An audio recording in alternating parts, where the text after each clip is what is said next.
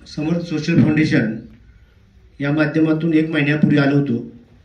Training करत होतो आणि त्या दरम्यान माझी आई एक्सपायर झाली. तर मला काही ट्रेनिंगला थांबता आलं नाही आणि मी त्यानंतर 7 वाजता गेलो. एक दिवस करून गेले. एक दिवस मी केले, दुसऱ्या दिवशी करायचं होतं पण तोच प्रसंग दुःखाचा घडला आणि मी निघून गेलो. या प्रोडक्टच्या माध्यमातून मला एकच सांगायचं आहे की हे प्रोडक्ट खूप छान आहे. आपल्याला मी ग्रुपवरही पाठवलं आहे. मला शुगर होती, आईचंही टेन्शन होतं, तरी पण माझी शुगर आता नॉर्मल झाली. 4.6 माझा HbA1 आलेला आहे आणि शुगर नॉर्मल आहे. मला कुठलाही त्रास होत नाही. स्वतःचा अनुभव मी स्वतः घेतल्याशिवाय मी दुसऱ्याला काय सांगणार. मी स्वतः अनुभव घ्या.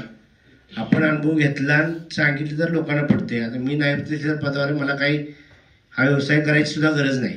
मला पगारही भरपूर आहे, 1 लाख रुपये पगार आहे मला. पण तरी पण मला वाटते की सोशल फाउंडेशननं जे काम केलेलं आहे ते चांगलं आहे आणि याच्या माध्यमातून मी बरेच लोकांना दिलं, रिझल्ट बी चांगले आहेत. मला स्वतः अनुभव आलेला आपल्याला मी शेअर केलेला आहे आणि तो खूप चांगला आहे. म्हणजे मला अँटॉक्स टी जो आहे तो खूप चांगला आहे. अँटॉक्स टीलाही मला खूप मागणी आहे लोकांची.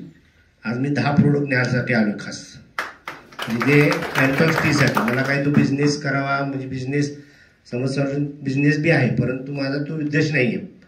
ही संस्था जी आहे ती सामाजिक कार्य करते, त्यातूनच मला हे सामाजिक कार्य करून आपल्याला पुण्य घ्यायचं आहे लोकांचं. जे चांगले झाले त्यांचे आशीर्वाद आपल्या कुटुंबाला मिळणार आहेत. आणि तुम्हाला बिझनेस ज्याला करायचं तो करू शकतो. मी रिटायर झाल्यानंतर या बिझनेसमध्ये खूप मोठ्या वेगाने येणार आहे. पण आता तूर्त मी आहे, माझ्या पद्धतीने मी करतोय काम करत करत.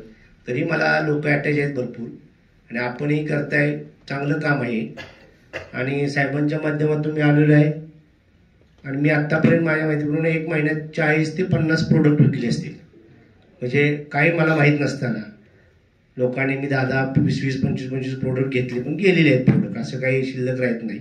आज मी 10 न्यायला आलो आहे. बरेच आहेत आणि डॉक्टरपेक्षाही चांगलं प्रोडक्ट आहे. डॉक्टरांचं कसं आहे, आपण दवाखान्यात गेल्यानंतर त्याचं महत्त्व करतं. तर माझे वडील मागच्या 2 वर्षापूर्वी खूप आजार होते, कोल्हापूरलाच होते, अंतर्गाव हॉस्पिटलला. मी 4.5 लाख रुपये करून त्यांना घालवून घरी नेलं. अजून ते आहेत, 95 आहे ते, साहेबांनी बघितलं ना.